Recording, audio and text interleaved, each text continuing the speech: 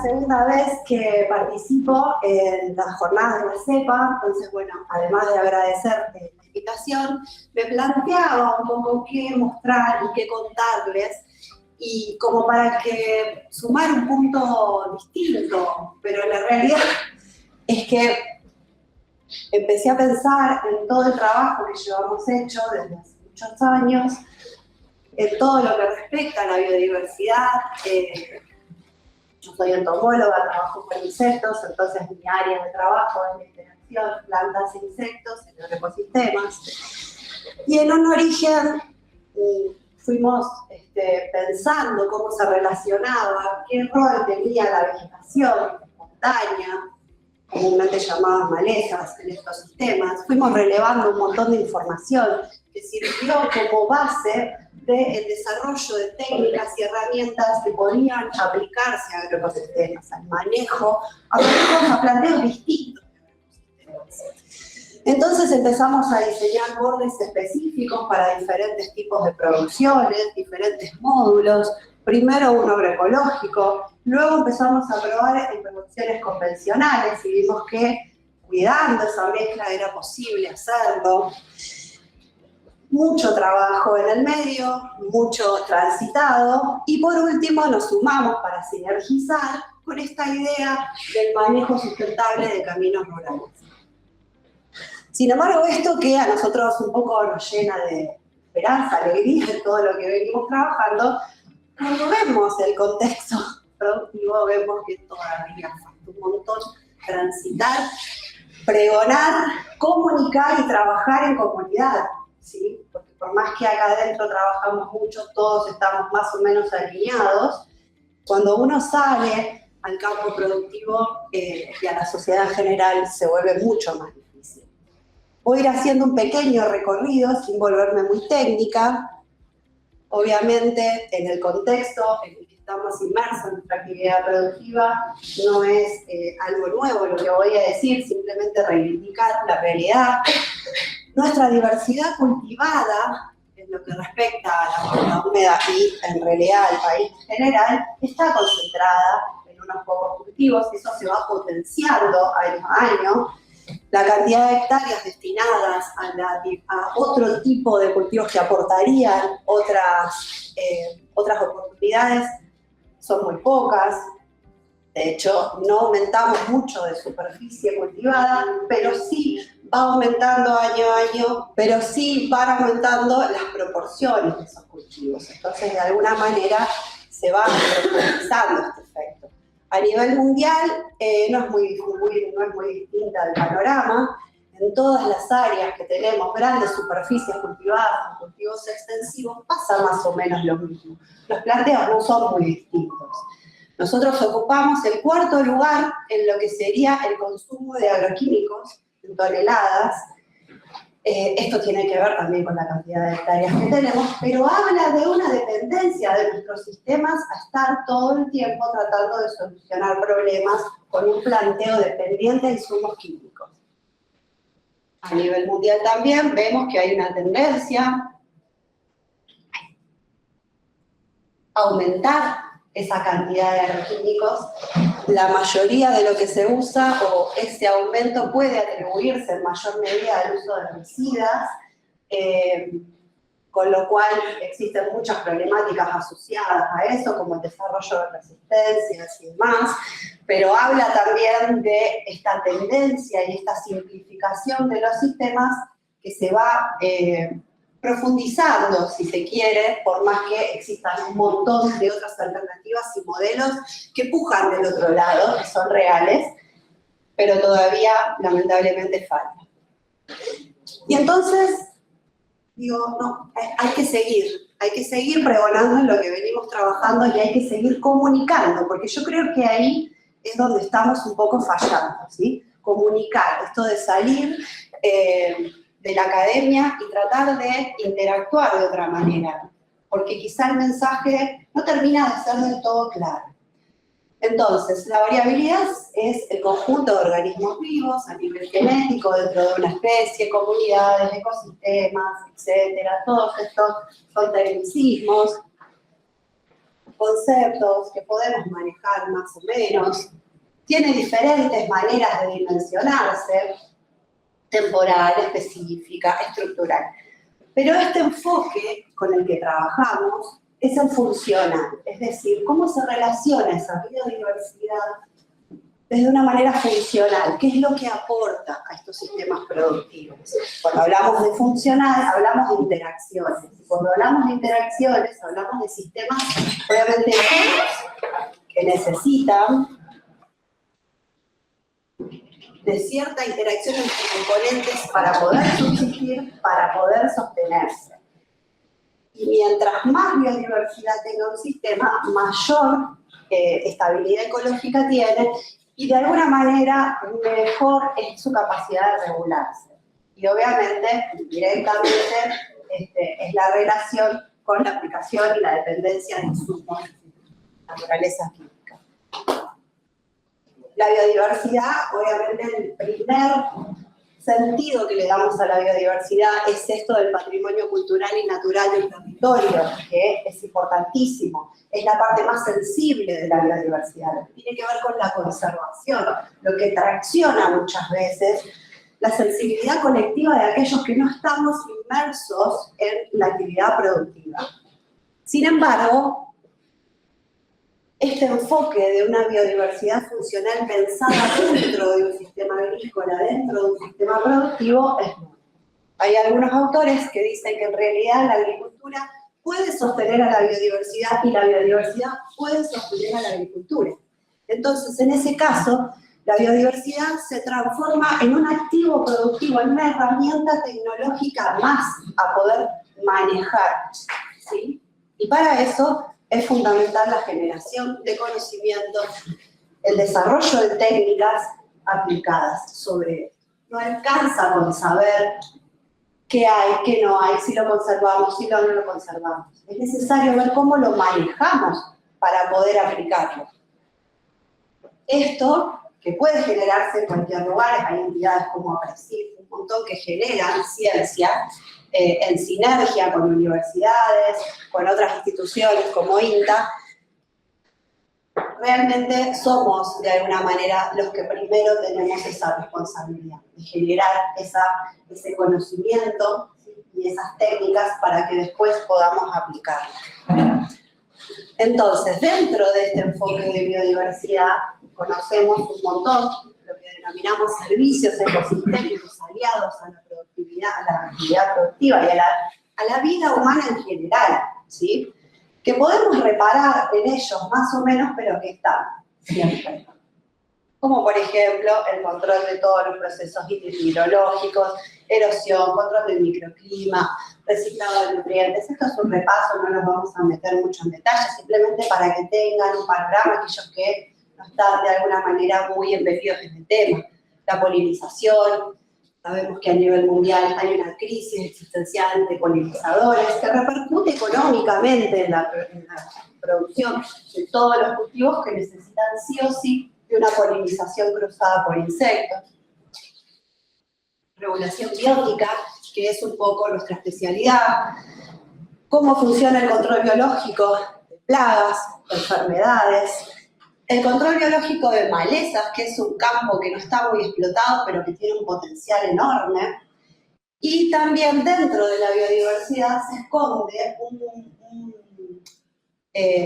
esto del retraso de los eventos de resistencia, que es importantísimo poder manejarlo, porque justamente dentro de esa biodiversidad que no está dentro del lote cultivado es donde se esconden estos genes recesivos que me van a cuidar las tecnologías biotecnológicas y los insumos mucho más tiempo de lo que realmente es lo que está sucediendo.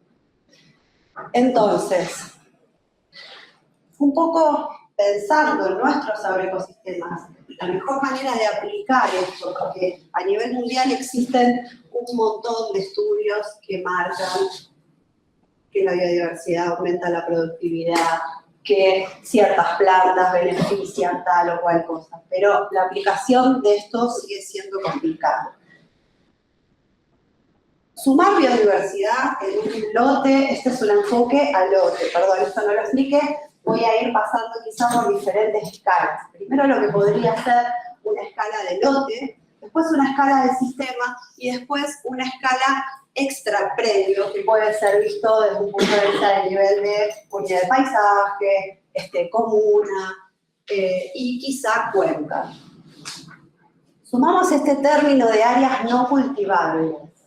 Las áreas no cultivables, ¿por qué pensar en áreas no cultivables? Porque podríamos atribuir un sector, un porcentaje del área cultivable que va a ser ocupada por cultivos, con espacios destinados para la biodiversidad. Pero sin ser algo no es un argumento, no es algo tan posible de llevar a la práctica hoy en día, ¿sí? Estamos todo el sistema productivo con urgencia de producir o no, ¿sí? Entonces, destinar un área a esto sería el caso ideal, pero no sé si es tan real, ¿se entiende? Pero sí tenemos una superficie enorme de áreas que no son utilizadas para prácticamente nada, que están vistas socialmente y culturalmente como un yuyal, un malezal, un foco potencial de enfermedades, de plagas, ¿sí? Porque no están manejadas, y es lógico verlas así. Entonces, hablamos de todas estas áreas, como pueden ser bordes de caminos, vías férreas, bordes de alambrados, puedo seguir, bordes de taperas, bordes de tanques australianos, bordes de galpones de máquinas, innumerables, porque cada sistema productivo tiene sus oportunidades, ¿sí? Entonces, a lo largo del tiempo, cuando empezamos a diseñar bordes específicos con mezclas de plantas específicas pensadas para sistemas, vimos que sí, que en lo que respecta a las poblaciones de enemigos naturales, a las comunidades de enemigos naturales aumentaban a lo largo del tiempo y que la abundancia de plantas disminuía. Quizá la diversidad y riqueza aumentaba, ¿sí? Porque empezábamos a tener muchas cosas distintas, porque nuestra estabilidad ecológica iba a aumentar. Esto es, si se quiere, una herramienta utilizada a nivel del orden. Eso lleva la decisión de algunas pocas personas, si se quiere. ¿Por qué? Porque podemos tener un ingeniero agrónomo, un productor, un asesor, mucha gente más. Entonces, podría llegar a tener la aplicación de esto, es bastante sencilla. Pero, obviamente, estas técnicas, herramientas van a formar parte del escenario de arreglo de variables que yo voy a tener. Esas decisiones, obviamente, no son solo técnicas biológicas, sino que incluyen un montón de factores socioeconómicos. Y a eso forma el pool de variables de la agrobiodiversidad. Este término, que surgió ya hace varios años, justamente hace cuenta del factor social también que está involucrado dentro de un sistema. Que no solo estamos hablando de insumos que incorporar, sino que esto de las decisiones de manejo y el diseño del agroecosistema tiene una relevancia mucho mayor de lo que nosotros venimos seteados, por lo menos los que estudiamos el cohorte, veníamos seteados, ¿no? Como que la agronomía es una cosita bastante cerrada de recetas. La cuestión es muchísimo más complicada y en realidad el desafío es mayor. Entonces, por ejemplo, cuando trabajar con la agrobiodiversidad me da esto de la regulación biótica, de la sustentabilidad y de la estabilidad del sistema. Y, bueno, aumentarían los parámetros productivos. Esa es la idea. Les voy a mostrar entonces un trabajo que llevó a la cabeza Josefina Caglione, en donde se evaluaron diferentes sistemas, ¿sí? Muy distintos entre sí. Que se trata de comparar la agrobiodiversidad, es decir, este arreglo de variables, de indicadores, dentro de un sistema productivo muy distintos entre sí, que se trata de un índice que desarrollaron Sarandon y Armanó hace varios años, pero que en realidad es muy fácil de aplicar, es muy fácil de medir, y me permite a mí ver dónde estoy parado dentro de mi sistema, pero también comparando con sistemas distintos. Entonces, es como una guía, como un norte, ¿sí? No me va a dar una receta, simplemente le va a decir dónde estoy parado y hacia dónde tengo que ir. En este trabajo se compararon sistemas muy distintos, fíjense, pasamos de una agricultura agroecológica hasta una agricultura convencional en monocultivo, muy distintas entre sí, ganaderías y demás. Y yo estoy segura que todos tenemos una idea de lo que va a mostrar el gráfico que viene ahora, porque es bastante evidente. Es bastante evidente este punto rojo. Sabíamos de alguna manera que un sistema agrícola convencional con monocultivo, con barbecho químico, donde no hay prácticamente biodiversidad ni adentro ni fuera del lote, iba a arrojar índices mucho menores que todo el resto. Pero en realidad la sorpresa es que aumentando cualquier parámetro componente de la biodiversidad, aumentamos sustancialmente ese índice. Entonces, el desafío es ver con las herramientas que yo tengo en mi sistema, ¿sí?, socioeconómicas, técnicas, biológicas, cómo aumentar eso. Entonces, no pasa solamente por transformar un sistema en agroecológico. Fíjense que este que está acá es un sistema convencional, pero con rotaciones sumamente cuidadas, incorporando una diversidad intralote interesante como son los cultivos de servicio. ¿Sí? No es un sistema agroecológico, sin embargo su índice aumenta mucho. Lo mismo pasa con la ganadería, que sería como el norte, pero todos sabemos que es un norte bastante utópico para los sistemas que dejaron de ser ganaderos o que nunca lo fueron. ¿Sí? Sin embargo, muestra la diferencia. Nos habla de una crítica a nuestros sistemas. ¿Sí? Entonces es eso lo que hay que mirar. No es una receta, simplemente dónde estamos parados y hacia dónde deberíamos ir. Les muestro un poco, dentro de cada barrita existe un análisis de los indicadores intrasistema, que si uno lo mira dentro de cada sistema me permite analizar un poco más en detalle qué es lo que pasa, qué es lo que puedo mejorar dentro de mi sistema. Este es el arreglo de variables del SIPA, ¿sí?, de nuestro sistema agroecológico, de nuestro módulo, que tiene muchos años de trabajar en una agroecología en transición, extensivo, con la presencia de bordes de biodiversidad diseñados y plantados específicamente para el control de plagas. Aún así, fíjense que nos dio 0,52. Podríamos pensar que es un valor bastante alto para lo que es la media del sistema. Pero analizándolo, vemos que los puntos críticos son justamente la falta de ganadería o la falta de vegetación perenne, que me podría dar una pastura consociada, la de diversidad intralote, intraparcela por la falta de policultivos. ¿Qué quiero decir con esto? Que no vamos a salir corriendo a hacer ganadería, sino que el resto de los parámetros que tienen que acompañar ese índice tienen que funcionar muy bien, o hay que elegirlos y diseñarlos tan cuidadosamente como para poder subsidiar de alguna manera todo lo que el sistema no tiene y que no va a poder tener probablemente. ¿Sí? Entonces, tienen como una responsabilidad un poco más alta. Este enfoque es un enfoque a nivel de sistema, y vuelvo a repetir, cuando trabajamos en las decisiones que se tienen que tomar en el diseño de este agroecosistema, parece muy complejo, pero los presidentes comunales me van a decir que es sencillo, porque cuando pasamos y saltamos de escala, todo se vuelve mucho más complejo. Entonces, vamos más allá. Saltamos el alambrado y tratamos de ver otra escala. ¿Cuáles son las oportunidades de mirarlo a nivel de territorio, de paisaje, de cuenca? ¿Sí? ¿Por qué? Porque las oportunidades son enormes cuando empezamos a pensar en estos espacios extrapredios. Ahí, si bien hay muchos trabajos exploratorios, de botánicos, de ecólogos que trabajan monitoreando qué es lo que pasa, todavía la parte del manejo está por verse, está como recién arrancando. Cuando empezamos a pensar, a escuchar de ACRUS, que es la Asociación Argentina de Caminos Rurales Sustentables, vamos a decir ahí, se puede hacer una sinergia interesante.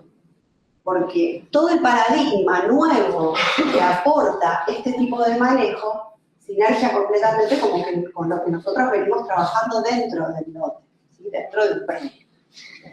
Y si lo vemos a nivel nacional o territorial, las oportunidades son enormes, porque fíjense que el 80% de la red nacional de caminos son caminos rurales, ¿sí?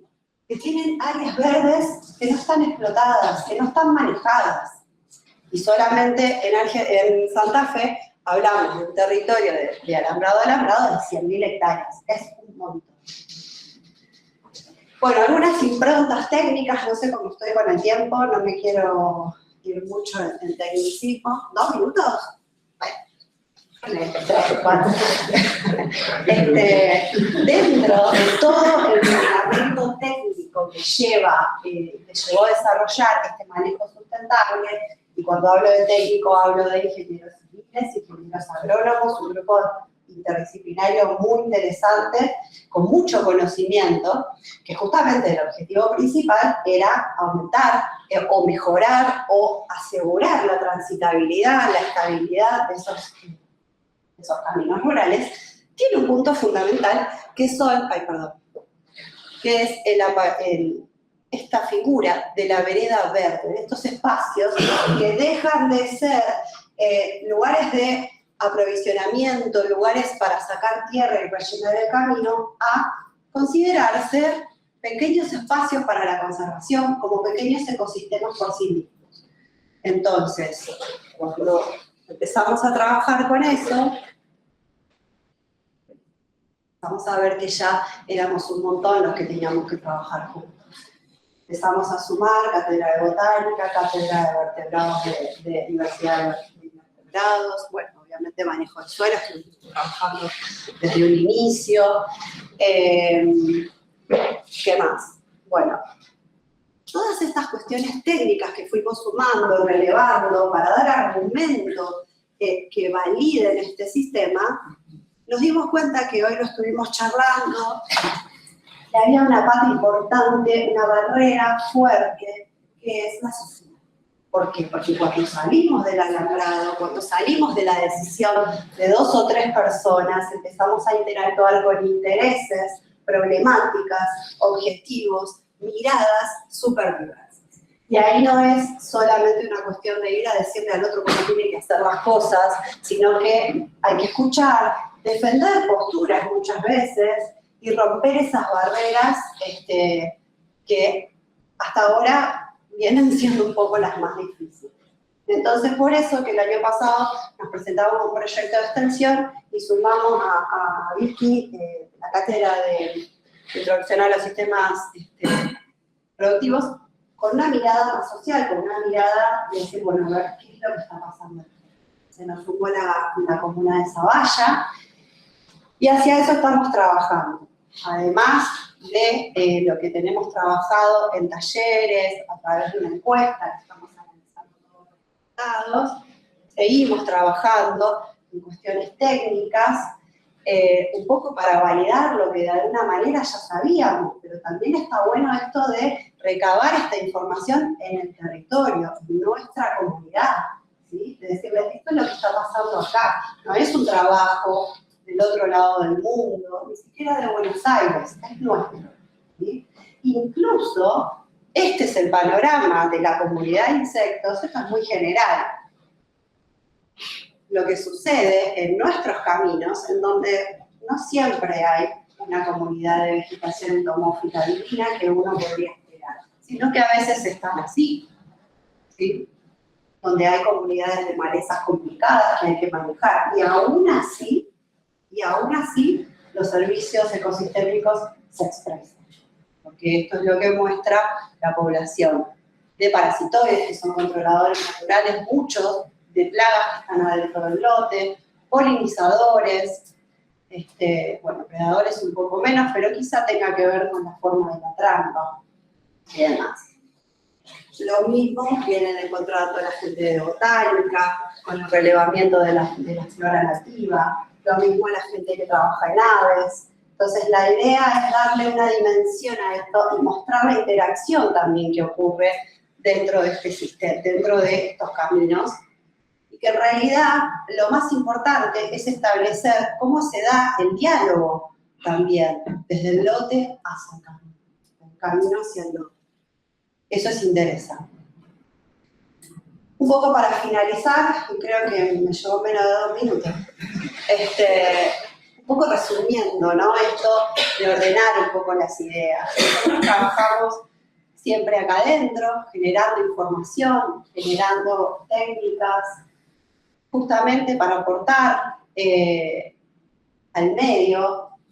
Hay que reforzar esto de la comunicación y el trabajo con la comunidad para que todas esas técnicas y conocimiento no vaya a un compartimento estanco, a una publicación y nada más, sino ver cómo podemos aplicarla y que eso siga generando oportunidades de mejora de la calidad de vida.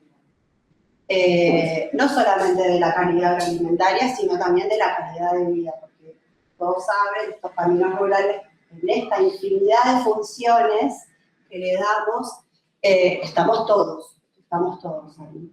Y bueno, hacia eso vamos. Al punto de que dentro de lo que es el Colegio de Ingenieros, que es un rubro, los ingenieros agrónomos, vamos a capacitarnos, generalmente siempre vamos a buscar recetas, vamos a buscar soluciones a los problemas que ya tenemos. Ya estamos invitados a charlar sobre el manejo de la biodiversidad, entonces es un desafío enorme, porque es un ambiente que quizá no es del todo cómodo, pero hay que seguir por ahí, en las no comodidades, por lo menos. Eso es donde siempre trabajamos, ¿no? Y siempre en ese sector. Así que bueno, muchas gracias.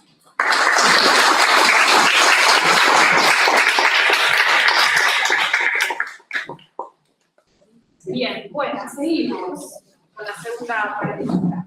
A continuación, sí, le haremos el inicio de la presentación titulada El camino de Cañada Rosquín como municipio verde, a cargo de la ingeniera agrónoma María Eugenia Raciati, presidente comunal de Cañada Rosquín, productora agropecuaria y asesora técnica. Y muchas cosas más, diría, ¿no? Las que conocemos. Así que muchas gracias por venir. No, por favor. Buenos días a todos. Un placer acá estar nuevamente en mi casa y con tantos profesores que me están mirando a ver qué tal salió la alumna en su momento, ¿eh? Y compañeros también, compañeros de la facultad. Bueno, la charla este camino, cómo llegó Cañada Rosquín a ser municipio verde, va a estar un poco desordenado, pero les cuento que hemos repetido muchas charlas con distintos auditorios, hay distintos tipos de auditorios, entonces traté de extractar y de contarles cómo se logró en Cañada Rosquín llegar a tener 7 años de certificación con normas IRAM de gestión en el periurbano de la localidad. Lo primero que hicimos es empezar a analizar ese periurbano, porque todos hablábamos que pasa esto, pasa lo otro, las máquinas, o sea, como mucho ruido en el canal de comunicación, pero en realidad no se estaba sabiendo demasiado qué pasaba. Y digo esto porque yo fui una ingeniera agrónoma productivista, en la época donde pocas mujeres estaban en el agro. Trabajé en una agronomía 25 años de mi vida, además de asesorando, vendiendo insumos. Una pregunta muy fuerte es cuando mis hijos en una charla que estábamos comiendo me dijeron: mamá, vos matás gente. Era la época donde realmente había todo ese ruido social y la verdad que fue muy duro escuchar eso. Y más duro que viniera de un docente de una escuela primaria. Pero eso empieza a hacer ruido, ¿verdad? Y también no nos dábamos cuenta que dentro de eso vos matás gente, en cierta forma yo los vendía, recorría los lotes, tenía contacto, o sea que indirectamente me estaba matando a mí. Entonces a veces son esas cuestiones que los niños tiran el dardo envenenado y que empieza a prender. Entonces, cuando empecé a trabajar en la gestión pública, que tuvo que ver con el paso de un tornado, eso fue uno de los puntos en el que yo quería poder generar algo que tuviera que ver con mi profesión, sumando un granito de arena. Y empezamos analizando ese periurbano, con muchos datos y sobre todo con muchas preguntas de qué pasaba ahí. Y estaba esa línea límite, invisible, o lo que le llamamos área cero, que es la interfaz periurbana y las zonas sensibles. Zonas sensibles me refiero a la única escuela rural que tenemos en el distrito Cañada Rosquín, donde conviven la legítima necesidad de producir alimentos y el derecho inalienable de los vecinos a un ambiente seguro y saludable. Y remarqué vecinos porque ¿quiénes son los vecinos? No es que había vecinos e ingenieros agrónomos, vecinos y aplicadores, vecinos y productores. Todos estos vecinos, y éramos todos. No es que estaba esta línea imaginaria dividía comunidad de campo. ¿Quién vivía en la comunidad? Nosotros. Y esto la IA me dijo, es confusa. Está como un poco desordenada. Pero este era el periurbano que nosotros encontramos. El sistema de producción, ahí estamos, vamos mal.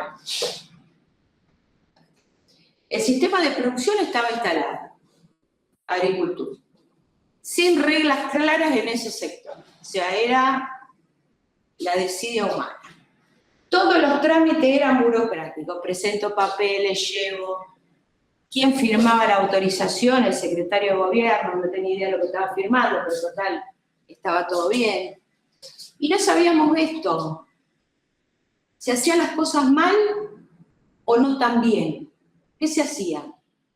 No sabíamos. Y este desconocimiento del tema generaba situaciones de denuncia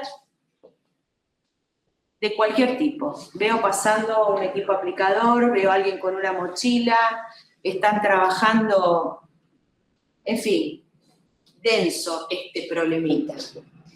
Encontramos que está la ley 11.273 de decreto reglamentario, ya que está acá de la provincia, que viejita la ley, pero todavía está en vigencia.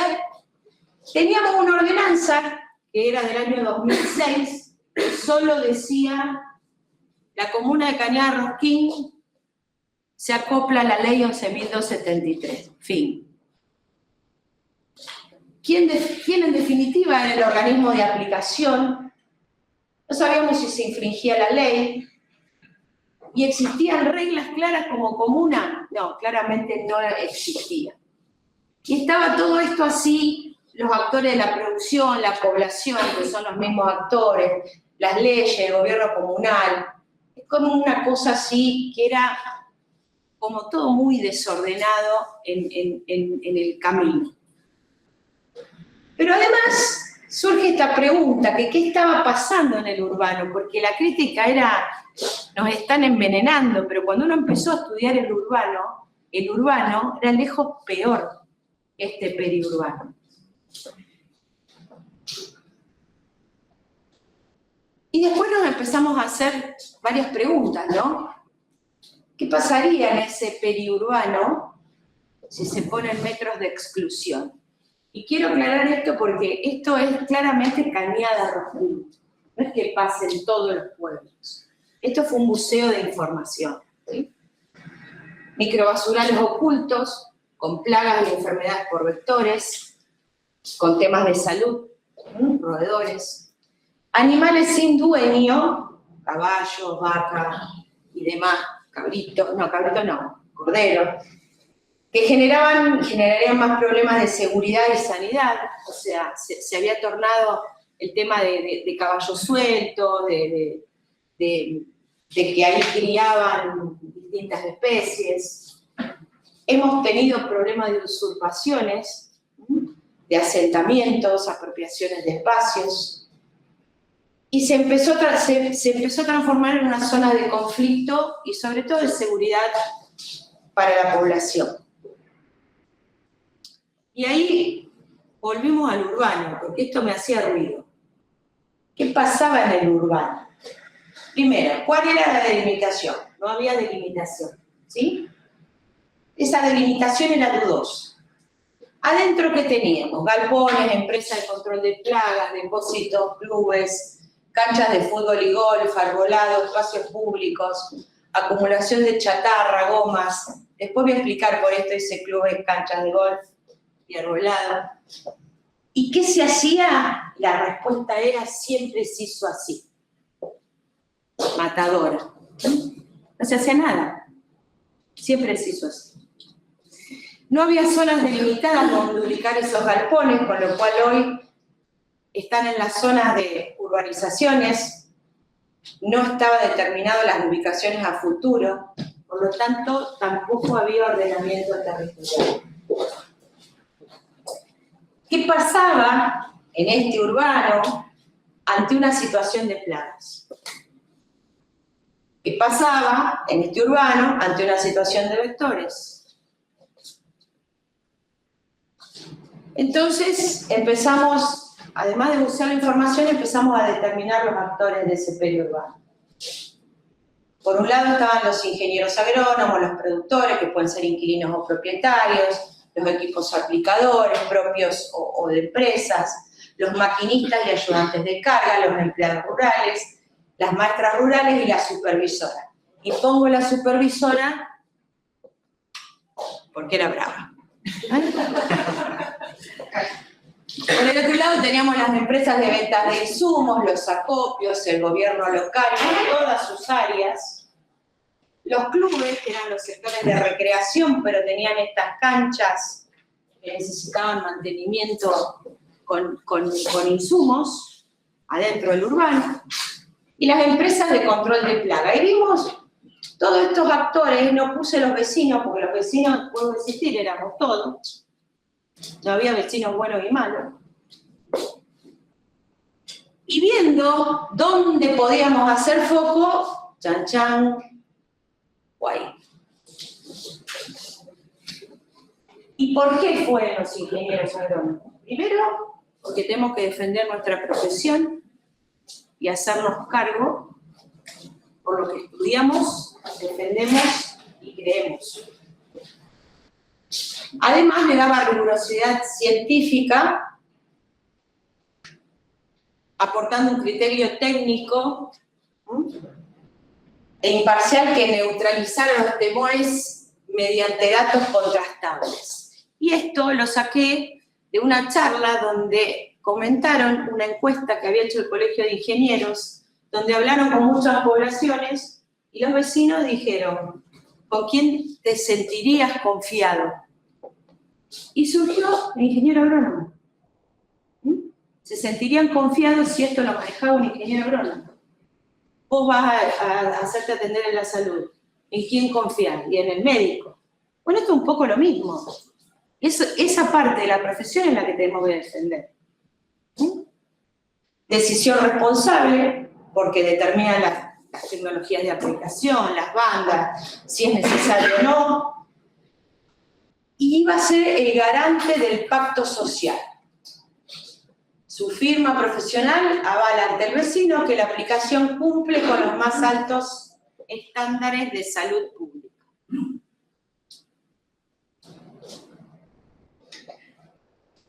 Primero teníamos esta tensión inicial, que eran datos blandos, las aplicaciones de fitosanitarios en las fronteras periurbanas generaban todo ese ruido, ese temor, ese miedo, pero no solamente en los que estaban viviendo en esa zona, sino que también había mucho desconocimiento, por lo menos en Cañada Rosquín, donde los médicos llegaban al San Pedro con vómitos y en un momento decía: yo vi pasar el equipo aplicador, y el médico decía: está intoxicado.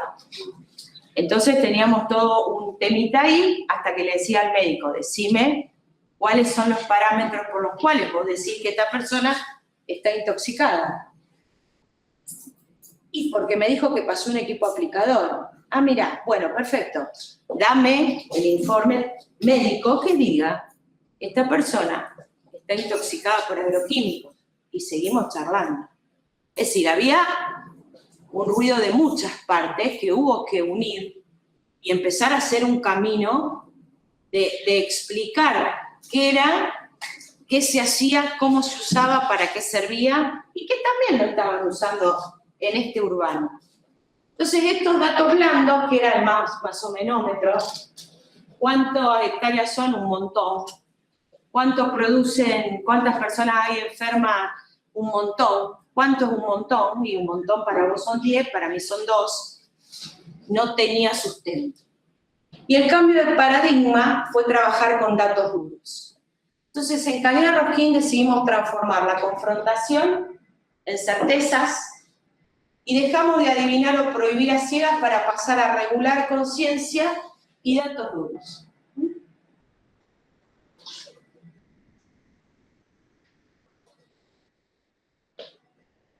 ¿Cómo podríamos? Fue la pregunta. Y yo marqué lo de ingeniero agrónomo. En Cañada Rosquín en ese momento había 26. La mayoría exalumnos de la UNR. Alumnos de Motico y de compañía. Y nos sentamos a charlar de esto porque ellos iban a ser los protagonistas de esta ordenanza, de esta nueva ordenanza.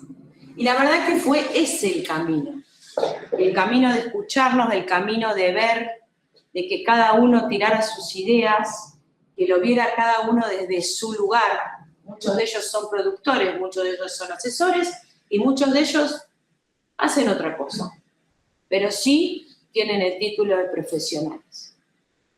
Entonces empezamos a pensar cómo ordenar este periurbano y fíjense cuán importante es lo que tenemos acá.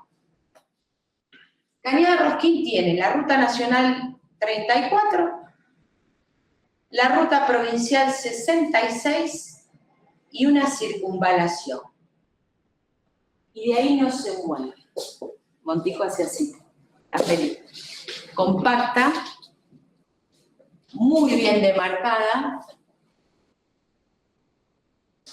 lo que permite que esto que no está extendido en mancha de aceite sea mucho más fácil la delimitación de esta interfaz.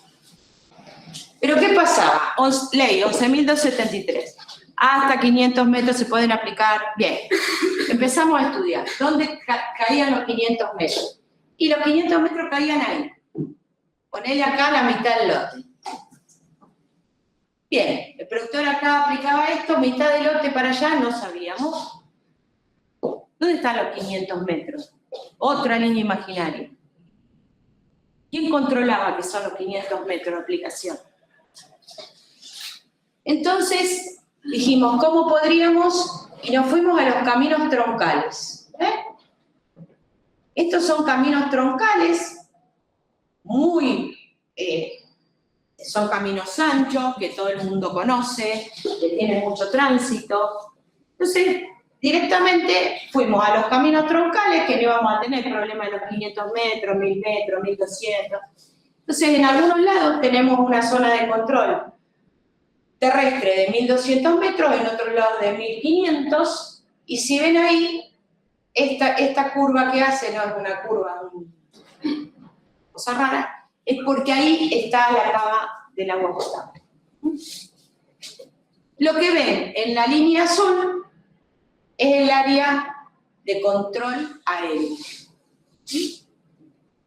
¿Por qué se hizo esto? Porque Cañada Rosquín tiene una producción agrícola-ganadera tambera. Y muchos de los lotes de silo, de maíz y de necesidad de los tambos estaban en esa zona. Y teníamos que darle amortiguar, digamos, la problemática de que tuvieran que entrar con un avión a hacer un control por X plaga en un cultivo de maíz. Esas son, en total, 4.000 hectáreas de control que hace la comuna de Cañada Rosquín. Y esta es la escuela. Tiene la misma forma de delimitación, con algunos requerimientos. No se puede aplicar en ciertos horarios, tiene que ser los fines de semana, tiene algunas cuestiones más específicas. Bueno, ahí un poco muestra lo que estaba charlando antes. Este es el total del área periurbana terrestre, 3.600 hectáreas más 400 de área protegida, que es la escuela rural.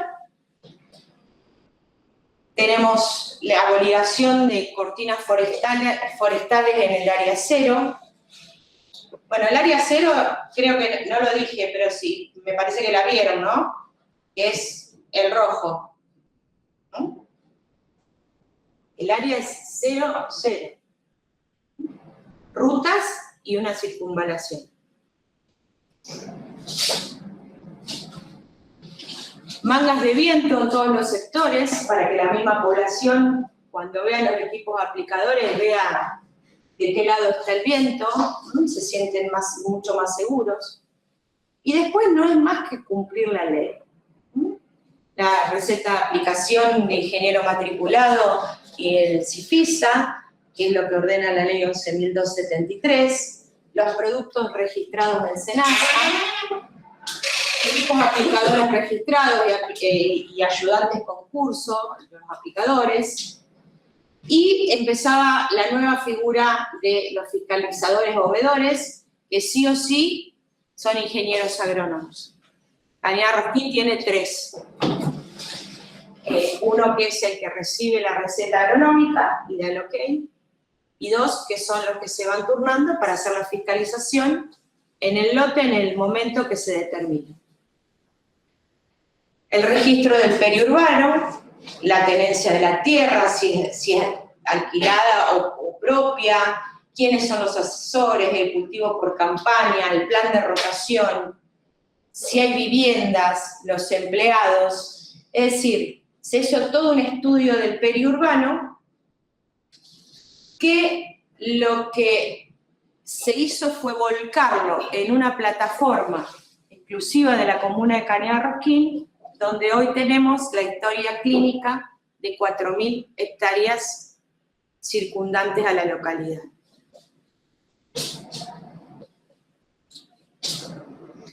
¿Y qué es municipio verde? Cuando nosotros hicimos la ordenanza, la pasamos por todos lados para que la vean, la revisen, hasta que cae en manos de APRESID. APRESID dice, tienen todo para certificar normas IRAM de gestión. Y vamos, dijimos nosotros. Y la ordenanza es del año 2018, y a los 6 meses tuvimos las normas IRAM, a través de APRESID. ¿Qué permitió esto? Tener un tercer actor en esta cadena.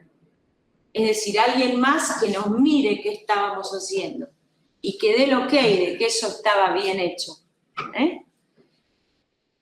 Y esto hizo que garantizáramos la trazabilidad absoluta y el control riguroso, o sea, las normas IRAM y cuando vienen los veedores, realmente es terrible, primero porque llaman a un operario cualquiera, porque llaman a un productor cualquiera y le preguntan. Entonces, todo esto se hizo y se pudo hacer, y tomo tu frase de la parte que falta, porque fueron los propios ingenieros agrónomos. Hoy el periurbano no puede trabajar sin ingeniero agrónomo, que fueron trabajando con sus propios productores. Nosotros fuimos trabajando con los operarios y con los maquinistas y con las empresas aplicadoras, fuimos trabajando con los acopios, y se hizo una red de mucha comunicación, muchísima comunicación, incluyendo a todos los actores de la localidad: salud, urbanismo, zoonosis, o sea, todos éramos parte de qué queríamos que pasara estudiando nuestra localidad. Yo después que surgió Municipio Verde, que hace 7 años, me fui de la gestión pública. Y cuando me fui, porque renuncié, lo primero que me dijo el presidente comunal de turno es, ahora esto lo hago bolsa. Mira, no vas a poder, porque esto no lo hice yo, lo hicimos como comunidad. Y se transformó en una política pública. Y hoy todos los cursos de operarios que manda hacer provincia vienen a Cañar Rosquín los operarios. ¿Por qué? Porque se nutren de los otros operarios. Porque ellos saben cuidarse.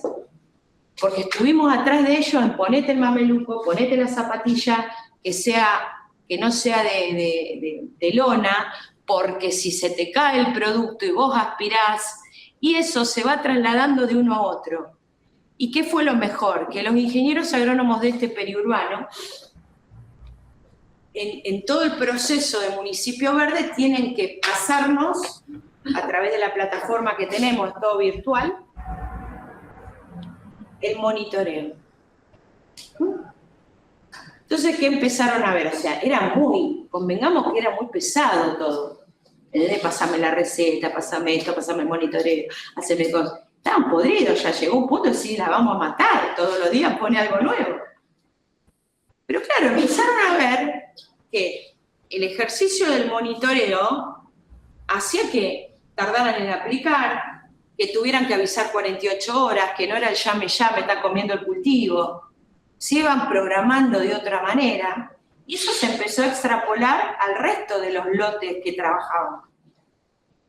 Entonces, fue un trabajo, y lo sigue siendo, de 7 años, todos los años se buscan condiciones de mejora, pero que realmente se sostiene por una comunidad que está de acuerdo con lo que sucede. Y en cuanto a los vecinos, vamos a ver. Lo que hablamos un poco acá, se trabaja con un criterio de doble escuadra, que le llamamos. Está el ingeniero asesor de los lotes del periurbano y los ingenieros fiscalizadores comunales, ¿no? Que es el que está en el momento de la aplicación midiendo las condiciones ambientales, que también se ponen en la plataforma, y actúa como árbitro imparcial para cuidar a la comunidad. Entonces, el ingeniero asesor privado, que trabaja con buenas prácticas agrícolas y que la receta firmada por él asume la responsabilidad civil de lo que está haciendo y ambiental de su prescripción, y el ingeniero fiscalizador comunal. El proceso de fiscalización se manda la receta por una foto a través de la plataforma, el asesor la carga con los productos autorizados, banda verde y azul. El productor solicita formalmente el control a la comuna con 48 horas de anticipación. El fiscal con mucha más tecnología, al principio era más difícil. Están organizando las aplicaciones, si hay viento del este, las que se pueden hacer, si hay viento sur, y se van poniendo en coordinación, productor, equipo aplicador y el fiscalizador comunal. Por lo tanto, no existe el llame ya, me está comiendo el cultivo. No hay lugar. Es una secuencia.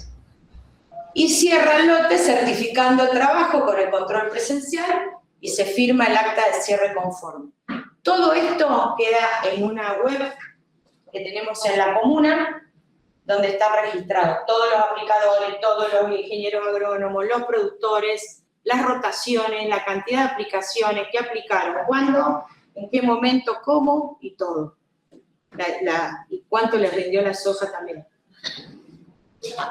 No, eso no. Estos son los pilares de la certificación: la trazabilidad digital, el control climático y la fiscalización activa. Hoy tenemos paz social, por decirlo de alguna manera, basada en hechos. el 100% de las aplicaciones periurbanas son fiscalizadas, incluyendo las de avión. En Cañada Rosquín la incertidumbre ya no tiene lugar. Cada lote tratado en la zona límite cuenta con la presencia efectiva, fiscalización científica y el aval físico de un profesional idóneo en el lugar de los hechos. Y digo profesional idóneo porque cuando se discutía ese problema, algunas comunas dicen, bueno, mandamos a los de tránsito. Entonces es algo encubierto, es decir, te estamos cuidando, perdón que digo que hay presidentes comunales también, pero también el tema de poner áreas de exclusión arbitrarias sin ningún tipo de argumento hace que los vecinos se sientan cuidados. Y esos son costos ridículos, ¿sí? Porque no estamos cuidando la parte productiva, y más de los pueblos pequeños. Entonces, la salida fácil es 5 metros. Yo tuve un problema de una deriva a 3.000 metros que llegó el producto al pueblo, y fue por una mala praxis. Entonces, ni 5, ni 10, ni 100, ni 200. Si las buenas prácticas no están, puede llegar de cualquier lugar. Entonces, trabajando con buenas prácticas, se puede trabajar en área cero. La charla de recién, también donde están las cortinas forestales, está ahí, queda el reservorio. No es que es 0,0 pegado al alambrado, sino que esa es la idea. Y antes, cuando se presenta la receta de aplicación, el ingeniero fiscalizador va y controla que absolutamente tiene que estar el 100% de la cortina forestal viva. Ya con un 10% de plantas muertas no se habilita la aplicación. Preguntas o comentarios, y contarles que Cañada Rosquín, como hito histórico, es el primer municipio verde de la provincia de Santa Fe con normativa de gestión a través de APRESID.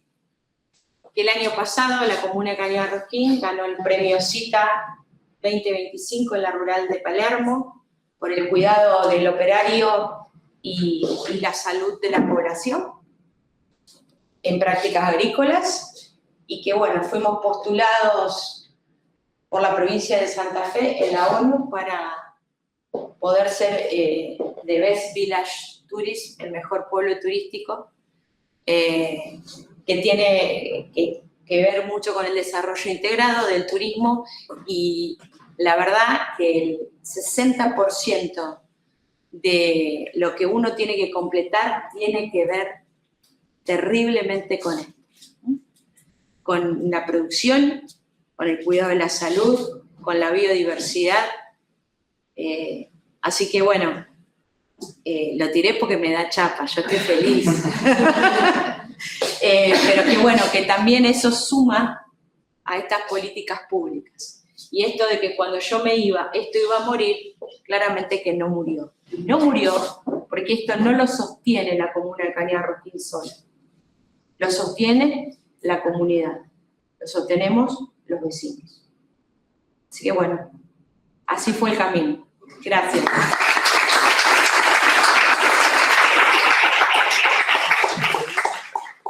Daremos inicio a la presentación número 3, titulada Certificaciones de Sustentabilidad, herramientas estratégicas para la producción agropecuaria actual.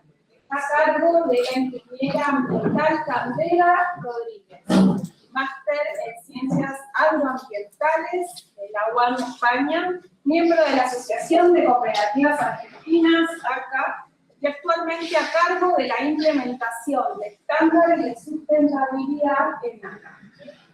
Gracias. Gracias. Bueno, buenos días a todos.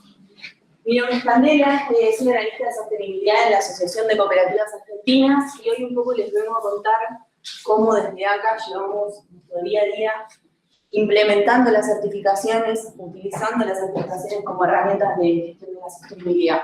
Antes de pasar a las certificaciones, quería comentarles un poco sobre ACA. Creo que, bueno, ya un poco nos conocen, pero quería explicar principalmente nuestros 3 pilares estratégicos. El primero es territorial. Estamos presentes en 12 provincias, más de 500 localidades. Somos una cooperativa de segundo grado, nos conforman 134 cooperativas. Tenemos 60 centros de desarrollo cooperativos distribuidos alrededor de estas 12 provincias y participamos en la producción agrícola argentina aproximadamente en un 19%. El otro pilar que es súper importante entender es el de la diversificación. Además de la originación, tenemos diversas plantas donde pasamos desde el procesamiento de los granos hasta la producción de alimento balanceado, generación de silobolsas y producción de fitosanitarios. Tenemos otras participaciones estratégicas en otras industrias. Y por último, nuestro tercer pilar es el servicio financiero y todos los servicios que los productores utilizan en su día a día, pasando por nuestra billetera L2, la utilización de ACA Mi Campo como herramienta digital para el agro, la logística implementada por Giro, la tokenización de campo recientemente de Campo Gaia y participación también en fideicomisos de inversión. Junto a la segunda Varia en Ecobaeco, formamos parte de este gran grupo cooperativo. Y bueno, cuando hablamos de cuáles fueron los principales impulsores de la sostenibilidad para poder hablar de la certificación, tenemos un camino trazado muy claro. El primero son los financiamientos de los créditos bancarios. Básicamente, la banca es quien nos está poniendo los requerimientos sobre la mesa. Luego están los accesos a los mercados. Hoy en día, si no marcas, si no tenés este producto diferenciado, te quedas un poco afuera del juego cuando intentás generar este tipo de productos. Luego está la licencia social ambiental. Ya no alcanza con decir que somos sostenibles, sino que hay que demostrarlo con datos, y esos datos tienen que estar bajo metas y objetivos medibles. Entonces, cuando miramos estos 3 pilares, no nos podemos olvidar de los estándares internacionales y las normativas, que un poco escuchando en las charlas anteriores, forman parte también de estos impulsores de la sostenibilidad. Hoy en día tenemos normativas que son nacionales, que implementamos, y también internacionales, que nos marcan un poco este camino. Entonces, bueno, teníamos un desafío muy grande para gestionarlo, y cómo acá lo pensó, cómo podíamos pensar esta cadena de suministros sostenibles, ¿no? Y creamos un plan, el plan ACA Sustentable. El plan ACA Sustentable es un plan que lo vamos a ver en la siguiente diapo, donde tenemos una serie de esquemas de certificación y verificación, donde nos aliamos utilizando la certificación como una herramienta de gestión de la sostenibilidad para poder dar cumplimiento a todos esos impulsores que les mostré anteriormente. Pero antes de pasar a ese plan, quería como definir un poco esto de qué son las certificaciones de sustentabilidad.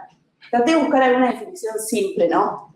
Estamos hablando de sistemas de verificación independiente que traducen estas buenas prácticas en ventajas competitivas y concretas para el mercado. Lo principal que tenemos que entender de estas certificaciones es que quería resaltar 3 pilares fundamentales. El primero es la evaluación multidimensional.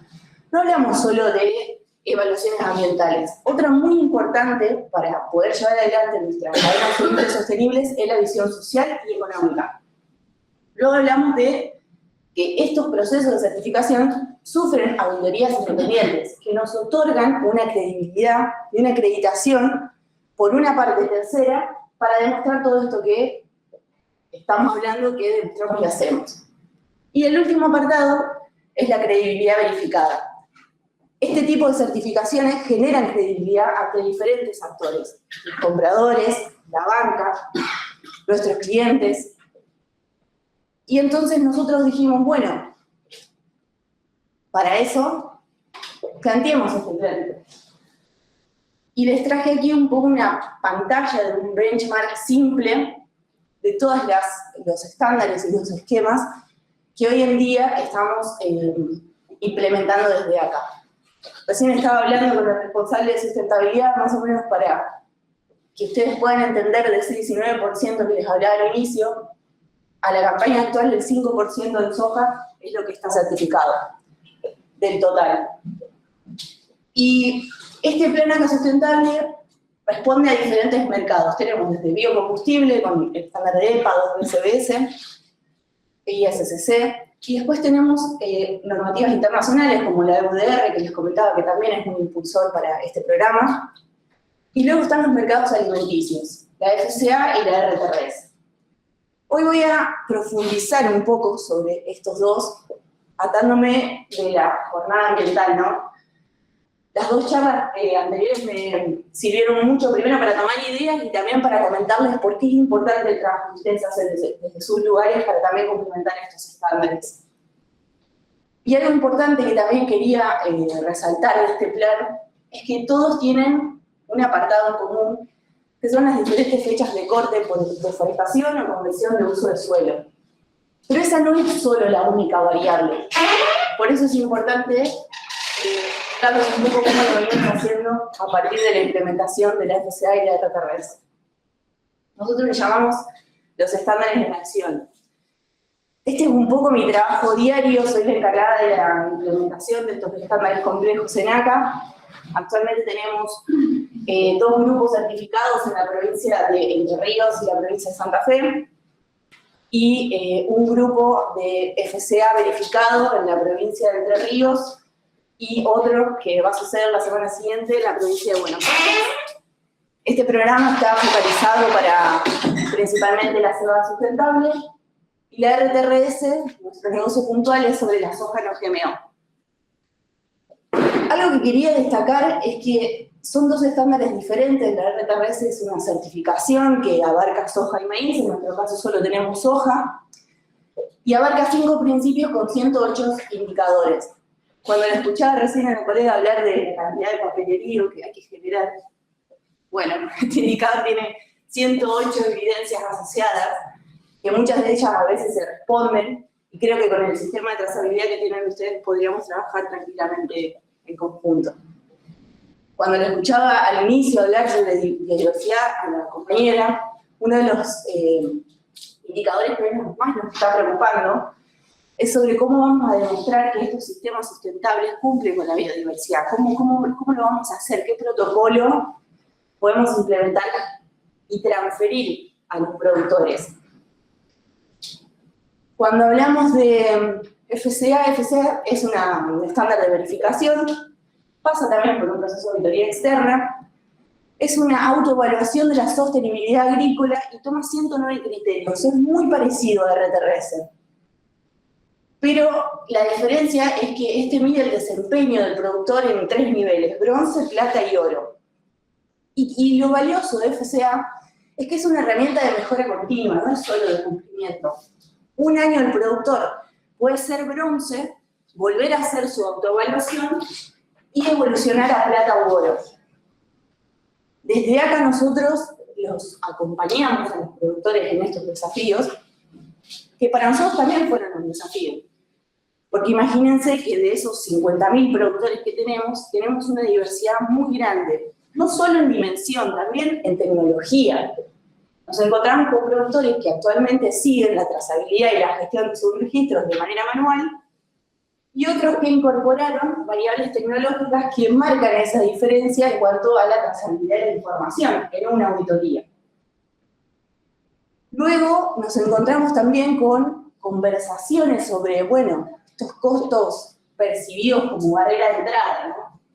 Estamos hablando de estándares de certificación, que en el caso de RTRS la certificación es válida por 5 años, con auditorías anuales, y en el caso de FCA es de 3 años. Estas auditorías tienen un costo asociado. Hoy ACA se hace cargo porque forma grupos de productores y alivia esos costos. Internalizamos los costos ambientales. Y bueno, en esos desafíos que nos encontramos, intentamos plantear una estrategia. La primera fue el diálogo continuo, la visita a los campos y las capacitaciones prácticas.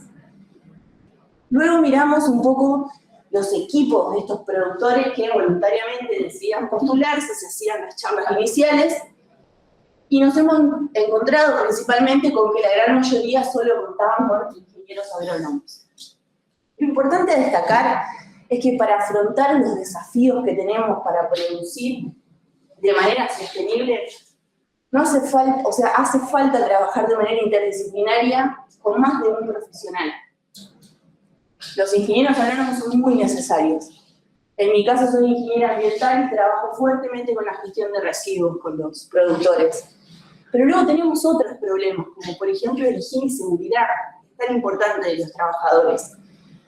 O el factor de recursos humanos. Gracias a estas certificaciones bajo estos estándares, pudimos detectar antes de la auditoría externa, de nuestra auditoría interna, productores que tenían a sus empleados mal categorizados, pero no por una mala predisposición, sino por desconocimiento. Entonces, gracias a las chicas de recursos humanos, pudimos interpretar a UATRE, leer cuáles eran esas categorizaciones, hablar con los productores, generar esos cambios y evitar una no conformidad en la certificación. Además de eso, lo que hicimos fue empezar a generar soluciones viables, escalables, rentables, por perfil de productor. Tenemos productores certificados de más de 15.000 hectáreas y otros que simplemente tienen 400 hectáreas. Entonces necesitábamos crear esas soluciones viables para todos. Y cuando miramos el desafío que teníamos, nos dimos vuelta y nos miramos para adentro.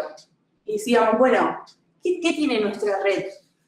Lo importante es que la ACA está presente en todos los eslabones de la cadena productiva y hoy tenemos una gerencia específica de medio ambiente, salud y seguridad. Pudimos hablar con los chicos de higiene y seguridad de ACA que nos puedan construir estos checklists para poder ir al campo y transferirle al productor ese listado básico de cómo tienen que estar los sitios de almacenamiento de fitosanitarios dentro de los predios, entendiendo que desde ACA tenemos nuestras certificaciones CIAFA. No vamos a ese nivel tan estricto, pero sí el ABC para los productores. Tenemos la gente de insumos con ACA Market. Uno de los indicadores específicos de ambos estándares hablan de qué tipo de productos fitosanitarios se utilizan y existen normativas específicas. Por ejemplo, RTRS prohíbe el paraquat. Tuvimos un serio problema con el paraquat, pero no podíamos prohibirle al productor sin darle una solución antes. Entonces nos juntamos con los chicos de insumos, creamos una tabla a partir de nuestro maestro de productos, de aquellos productos que sí podían utilizar en la soja no GMO y que no estaba prohibido para el estándar. En el caso de FCA hay una lista amarilla y roja de productos que se pueden y no se pueden utilizar.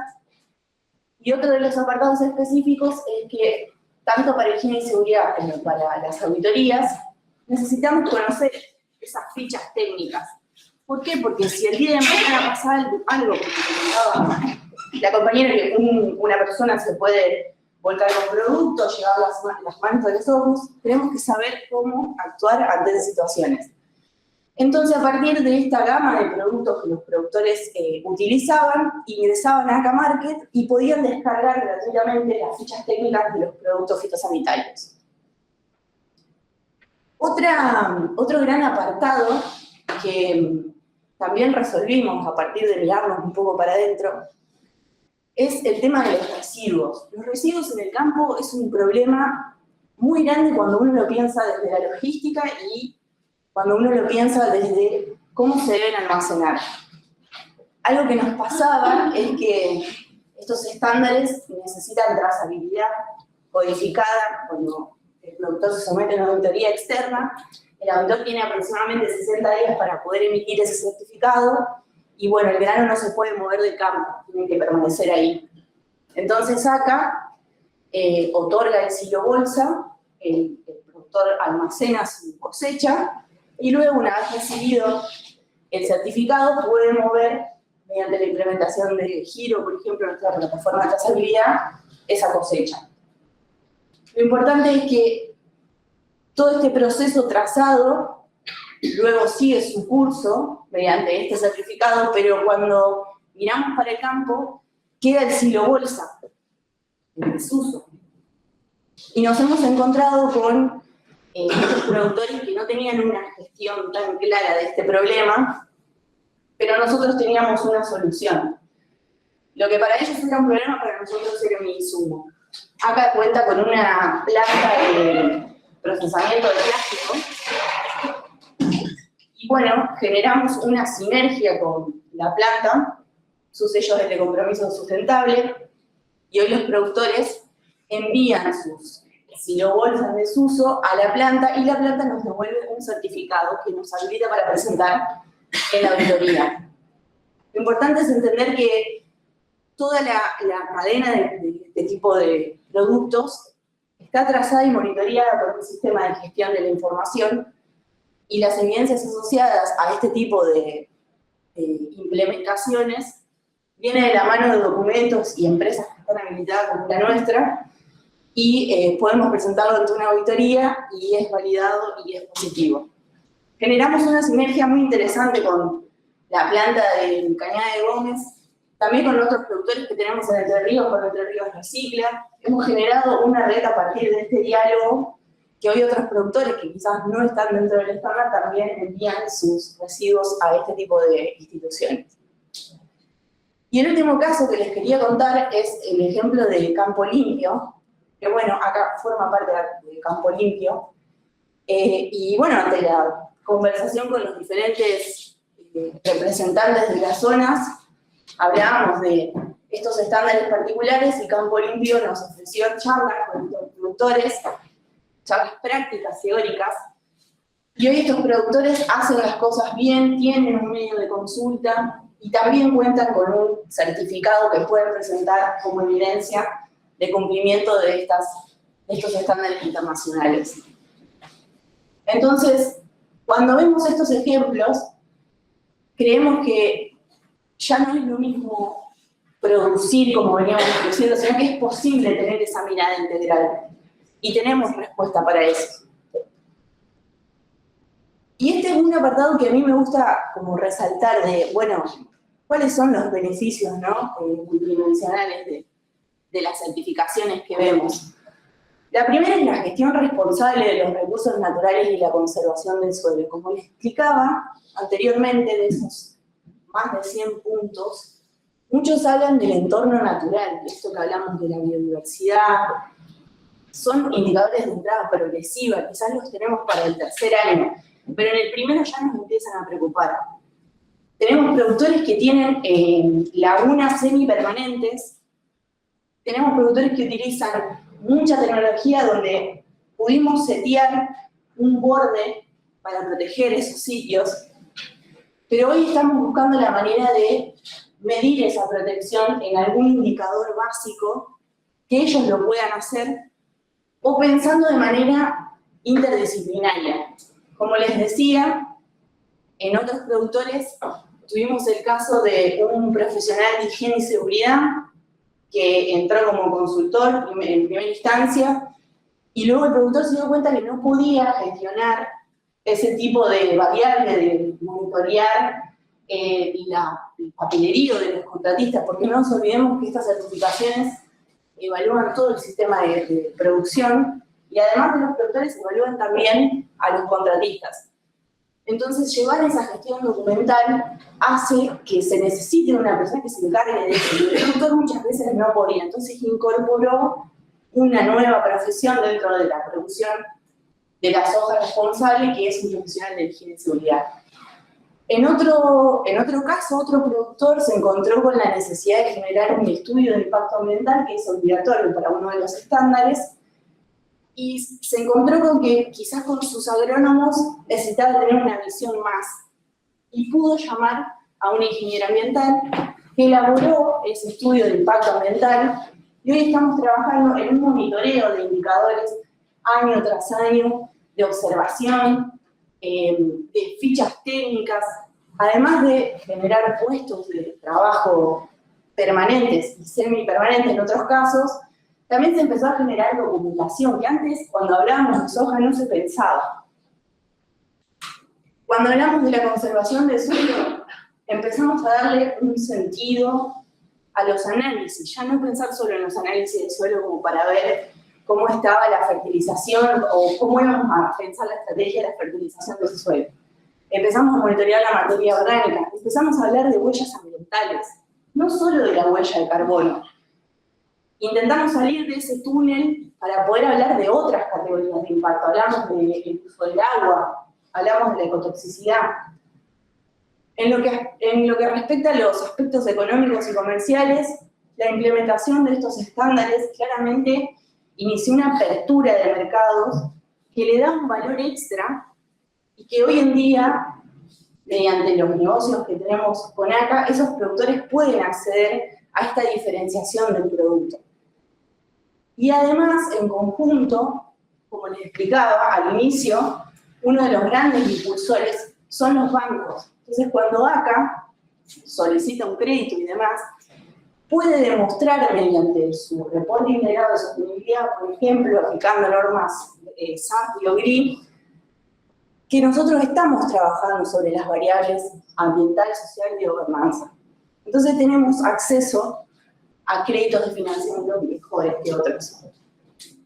Y cuando hablamos de lo social, algo que notamos es que gracias a la utilización de estos estándares de certificación, las condiciones laborales y la seguridad de los trabajadores mejoró notoriamente. Primero porque muchos de esos trabajadores aprendieron a leer su recibo de sueldo, entendieron cómo eran sus categorizaciones, asumieron los riesgos de cada tarea, mejoraron sus horas de capacitación, y eso fue necesario porque había indicadores específicos que exigían esas capacitaciones.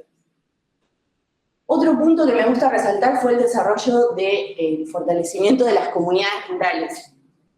Cuando hablamos de comunidades rurales, muchas veces los productores como que, no, la tranquera está ahí, vamos a mirar para adentro.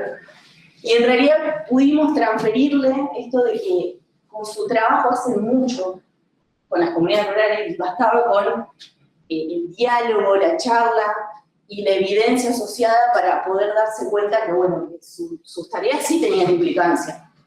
Una de las principales cuestiones que notamos, que al inicio veníamos muy temerosos, era el tema de trabajar con los contratistas. Nos llevamos una sorpresa con los 4 productores que tenemos certificados.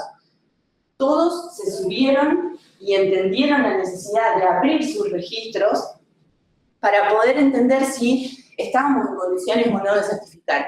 Y esos mismos contratistas pueden decir que forman parte de un proceso de certificación con una entidad tercera parte que los evalúa y que están en condiciones de obtener esos certificados. Entonces, fortalecimos las comunidades rurales y el trabajo local desde ese lado.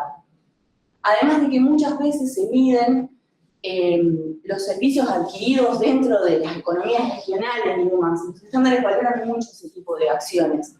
Y hoy en día, cuando se decide llevar a un tractor a hacer un mantenimiento, esa persona puede emitir un checklist y puede formar parte de este proceso como una evidencia asociada. Y el último punto que lo vengo recalcando es esto de la formación de equipos interdisciplinarios con diferentes capacidades técnicas. Hoy en día estos productores, y con todos los que vamos hablando, y cada vez el plan se hace más conocido, entienden la necesidad de trabajar de manera interdisciplinaria.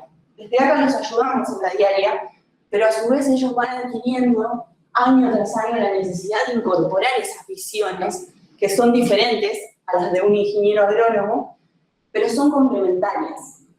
El tema de la biodiversidad es uno de los principales. El segundo fue el higiene y seguridad. Lo menciono porque fueron los 2 más grandes que se dieron cuenta que necesitaban ayuda externa. Entonces pudimos medir que hoy tenemos fuentes laborales que no son en algunos casos permanentes, pero sí semipermanentes, asociadas a estos estándares de certificación para poder cumplimentar los objetivos y los indicadores de estos 2 más grandes como FCA y RPRS. Y algo importante que nos gusta resaltar es que pudimos transformar estos problemas operativos en soluciones sistémicas que, bueno, que hoy en día son transversales y interdisciplinarias.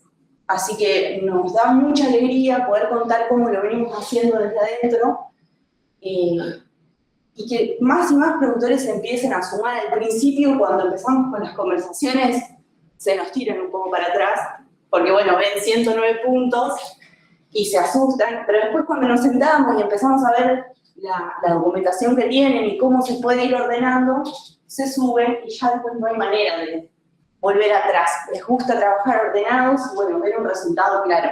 Además de ver la compensación económica, ¿no?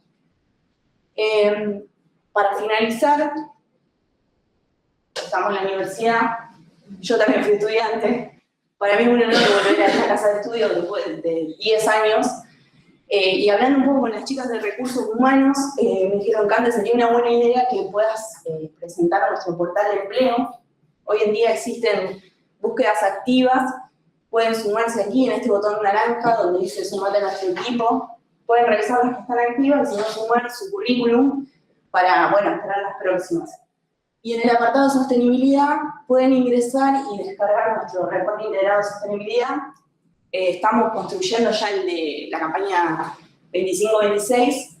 Es un reporte que es específicamente de nuestra área de sostenibilidad, lo dirige el gerente Alejo Arturo.